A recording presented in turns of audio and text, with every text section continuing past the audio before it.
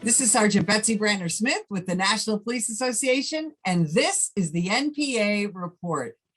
I have somebody with me that I have been following her and her team on social media for quite a while, and they just post some of the most brave and inspiring things that are out there on social media. And as you know, social media can be quite a cesspool. But fortunately, we have people like Team South Florida out there to provide us with information and commentary and even some humor.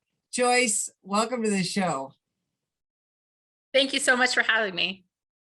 So Team South Florida, which I'm going to guess a lot of our viewers have seen, how did all that get started? Well, it got started with our founder, Rich, when he actually worked for a different agency. He worked for Las Vegas, and all came from a line of duty death they had there with Jamie Manor. And Rich moved to Florida and kind of brought all of that here. And it kind of started from a very small organization, and it has grown significantly over the past few years. So what were the initial goals of the organization? So our initial goals of the organization was just to support law enforcement and to support the families of law enforcement officers, especially the officers who have fallen in the line of duty. And so that has delved us into the charitable initiatives that our main charitable initiatives we have today. So the ones we have today, the main ones we strive very, very hard to attend every single line of duty death funeral in the state of Florida, whether that's in the Panhandle, South Florida, Central Florida, any of the coasts. We strive very hard to attend every single line of duty death. As well as we send a memorial plaque to the families of the fallen officers so they can commemorate their loved ones and know that they're not forgotten. Another cool thing we do, the families that want to be involved, we get their children's birthdays, and every single year we send their children birthday cards. Some of these children have been on our list for several years, and we don't forget, we have it on our calendar. We have specific birthday cards just for them that we send them every single year when their birthdays come up. And then my personal favorite, just because this is the type of person I am, we host a holiday shopping spree every single year for one or two families. And we pick one or two families from a line of duty death, and we basically have the kids and we go to a store and we let them have their own shopping spree during the Christmas season. That's so awesome, because when a police officer falls in the line of duty, you know, there's some initial community support and, you know, and then the funeral and this and that. And then sadly, everybody kind of goes away, right? And gets back to their own life. And so some, you know, then often you have a widow or a widower and you have kids, and sometimes they can feel very forgotten, can't they? Forgotten, right. Right. And we always say we'll never forget, but then we kind of do. So we are not a large organization whatsoever, but we do what we can to remember our fallen officers. And for those of you who have seen us on our social media platforms who say, oh, I haven't seen some of these holiday shopping sprees you talk about, anything we post on our social media, we have permissions of the families. So some of the things we do behind the scenes, and the family don't want it posted on social media. And so we respect and honor that. So some of these holiday shopping sprees, yes, it was a big event for us, but we just didn't post on social media because we're respecting the wishes of the families. See, and I love that. You're not doing it for the publicity, right? You're doing it to support members of our law enforcement family. What a wonderful goal. So nothing we do is ever to get more publicity. In fact, there are things that where he could have been, you know, put us on the board or things like that, but we really would have been dishonoring our fallen officers, and we don't want to do that. That's our main priority. And I also want to put out there for everyone asking about our organization, every single one of us involved in our organization, we do not receive a single dime to be involved in this organization. From the president down under, we're truly a volunteer organization. Every single penny we get goes towards our charitable initiatives and supporting our fallen officers. That's extraordinary. And especially in this anti-police atmosphere where, you know, so many people the mob is clamoring that police officers are bad and we have no compassion and all that. Right. You're an organization of compassionate cops, right? Correct. Yes, very much so. Now, some of the other things that you do is you get information out there about officers who have fallen in the line of duty so that anybody can access it, and you do that via social media and things like that.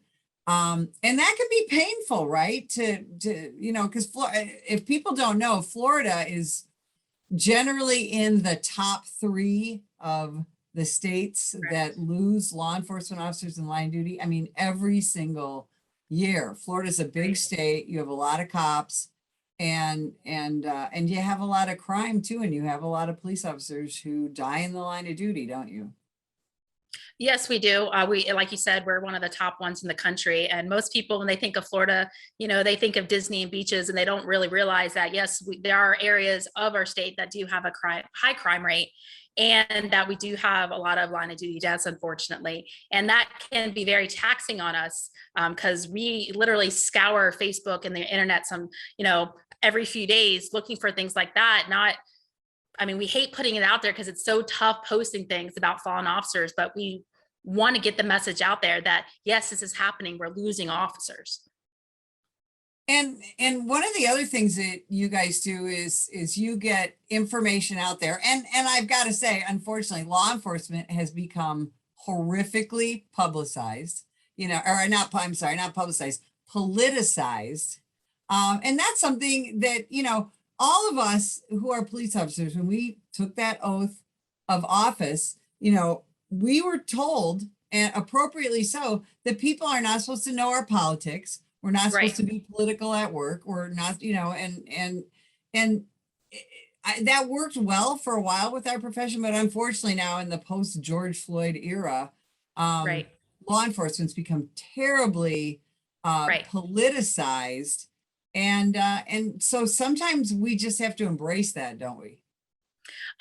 People are going to think how they think no matter what we do. So we as law enforcement officers, we just have to keep doing what we're doing and doing a good job at what we're doing, and having the same compassion and empathy we've had for people since before all this politicization started. So we just have to keep being compassionate. That's all. Right.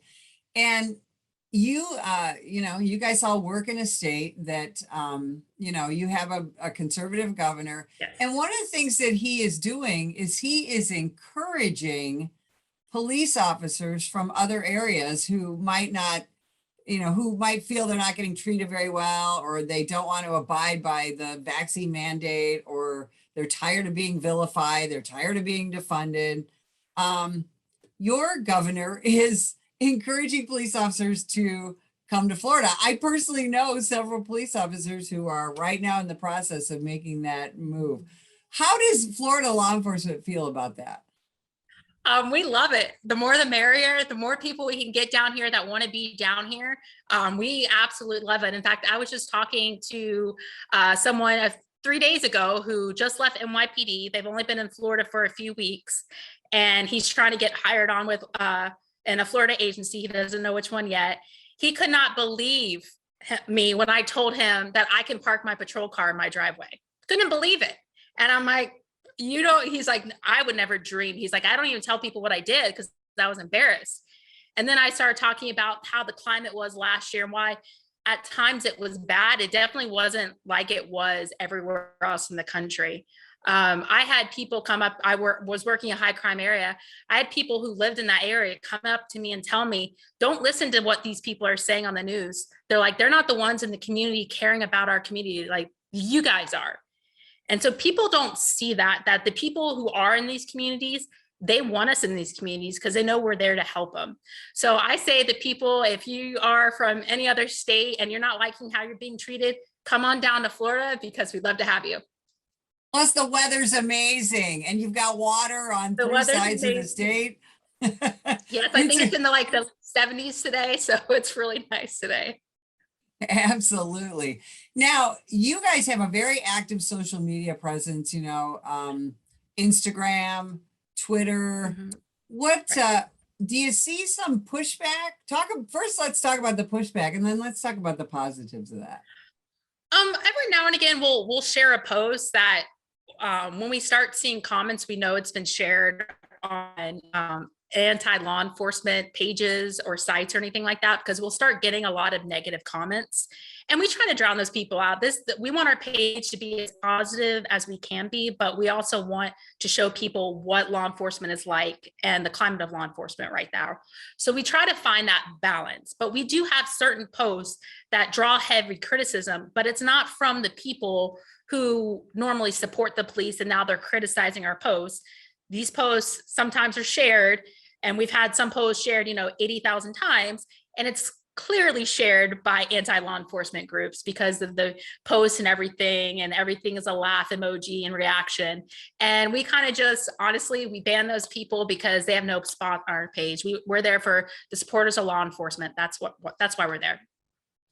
Now, what made you personally get involved in this? Because you're a young person out there living your life and doing your job. And this, I know, it's got to take up quite a bit of time. It's got to tug at your heartstrings. I think sometimes you probably get frustrated. What made you step up?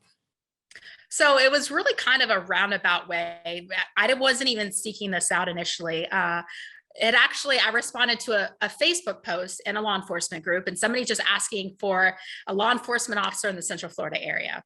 So I was like, yeah, that's me. So I responded to it, and then we started talking one-on-one, and it turned out the daughter of a fallen law enforcement officer. And I will say this is something else cool that our organization does. The daughter of a fallen law enforcement officer was in college away from home, was unexpectedly paired with a roommate who was very anti-law enforcement. And so there was a lot of clashing. This child of the law enforcement officer couldn't get out of her lease. And so what our organization did, we started putting posts up on social media, and we decided to host a weekend of pizza parties and get-togethers and invited law enforcement all over Central Florida to come to this apartment. And so law enforcement officers in and out of uniform came all weekend, and we fed them pizza and sandwiches and everything. So at times there's up to 30 law enforcement officers in her apartment. And so shortly after that, she was able to get out of her lease, and we got her into a much more welcoming and warm environment. And so just from that, being involved in that, I kind of liked what the organization was about. And then I found myself kind of to be the Central Florida rep, and here I am. That is a genius way to handle that situation, Right. in a very positive manner. I love that. That's what I love about your organization. You have a lot of innovation in the way that you do things, and I love that. It all came from your involvement in a Facebook post. Right. Are you guys seeing, on your, especially Facebook and Instagram, are you seeing any kind of shadow banning? Do you see any of your posts get pushing down? The National Police Association, for example, we have a very, very active Facebook page, and we'll notice that some of our posts are getting pushed down to where, we usually have 10,000 people or 20,000 people that get involved. There's all of a sudden 200 people that are seeing our posts. Do you guys experience that?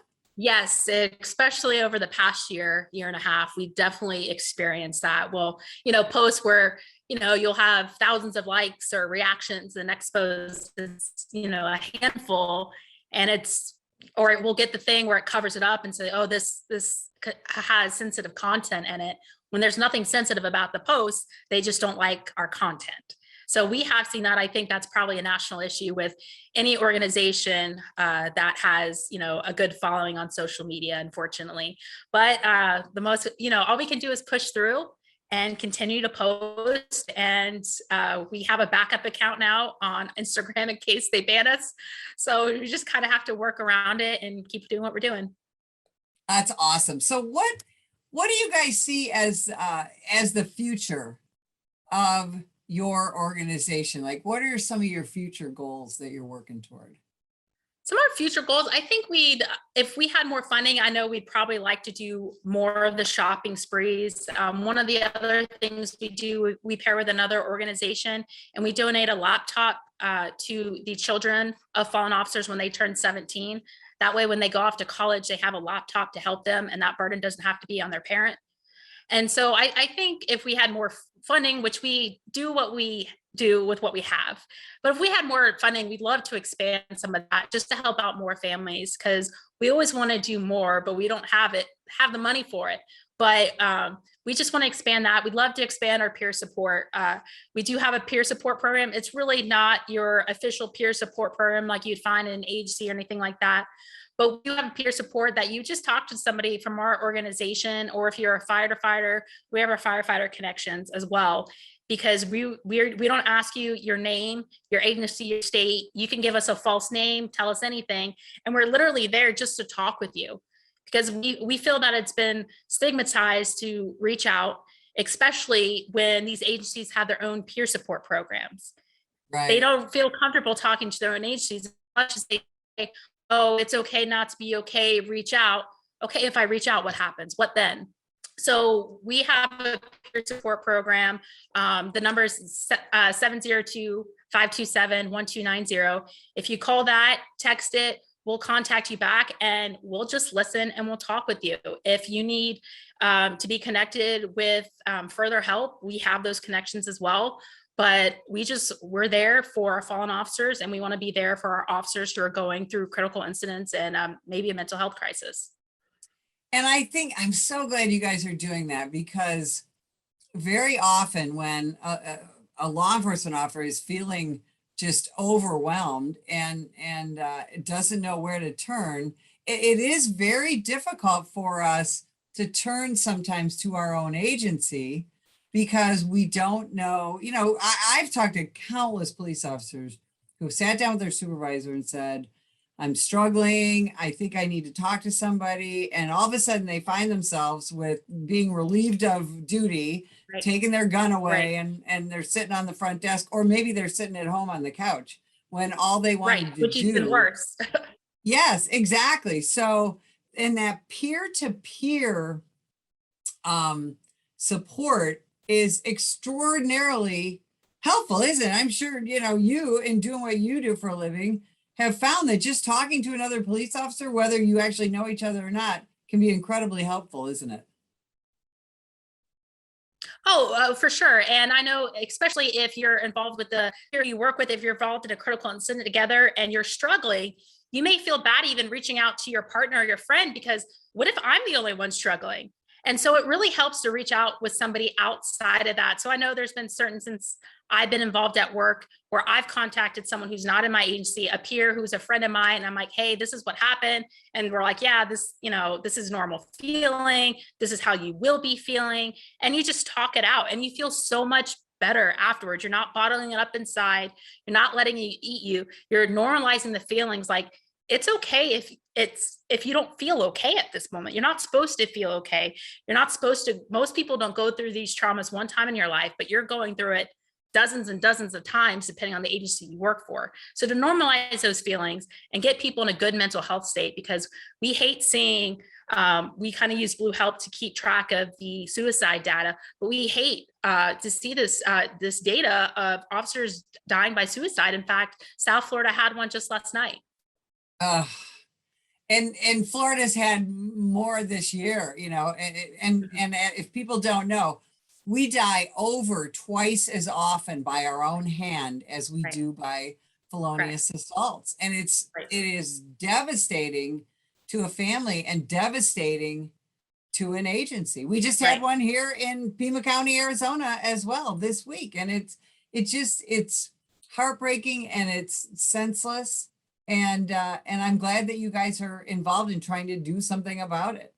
Right. And it's even heartbreaking for us when the agency doesn't recognize that and they kind of throw it under the rug, and, the family's left there without any support, and, the partners are left there without any support. And it kind of hurts everyone. And by the agency not even recognizing it or acknowledging it or giving the help the deputies need or the officers need who are left behind, it makes the situation even worse. Yeah, absolutely. So Joyce, if people want to support you, one of the things that they can do is go shopping in the Team South Florida shop, can't they? Yes, they can. If they go to teamsouthflorida.org, we have somewhere where you can shop, where we have t-shirts and challenge coins. I know how much law enforcement officers love their challenge coins. I have a bunch right behind me. But wristbands and things like that, t-shirts. We're actually in the process of getting tank tops for us ladies, because I know how much we love to wear tank tops, especially in Florida. So I had to explain that one to our organization president, who didn't understand ladies in tank tops in Florida. As well as here in Arizona. Right. So by buying your merchandise, they're helping to support these events that you have, because it costs money to make a plaque for somebody. It costs money to take a child shopping. It costs money to travel to a funeral. And I think your organization is a really worthy one to support. Joyce, where can people find Team South Florida? Give us the website, give us the social media handles, because I want everybody to get on. And first of all, I want them to go to the shop, and then I want them to participate in all your fantastic social media. Yeah, so the easiest way is to go to teamsouthflorida.org. From there, we have the links directly to Twitter, Instagram, and Facebook. So we try to make it as easy as possible for people. That way they're not having to hunt where we're at and everything. Go to our website and you can immediately go to the links. It'll take you to our pages. And it'll be listed under Team South Florida, a law enforcement charity organization. That's fantastic. Joyce, thanks so much for spending time with us today and for representing Team South Florida. And if you would like more information about the National Police Association, visit us at nationalpolice.org.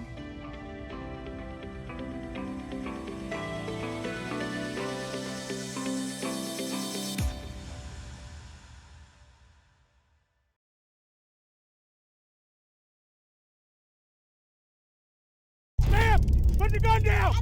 Put the gun down! Last year, law enforcement officers were involved in hundreds of thousands of use of force incidents. A use of force incident is when an officer must use nonverbal tactics to gain control of a dangerous situation. Put the knife on the ground. In many cases, officers have no choice but to use force when a suspect doesn't comply with a lawful order. Use of force is always ugly. No one likes it, especially police officers. Together, we can help de-escalate these dangerous encounters. Help police officers by complying with their lawful orders. Don't attack, attempt to disarm, or flee from an officer. Use of force is an officer's last option. Most incidents can be avoided by not resisting arrest. If you feel you've been wrongfully detained by a police officer, then seek a legal solution after the encounter has been resolved. Let's keep everyone safe. Comply now and complain later.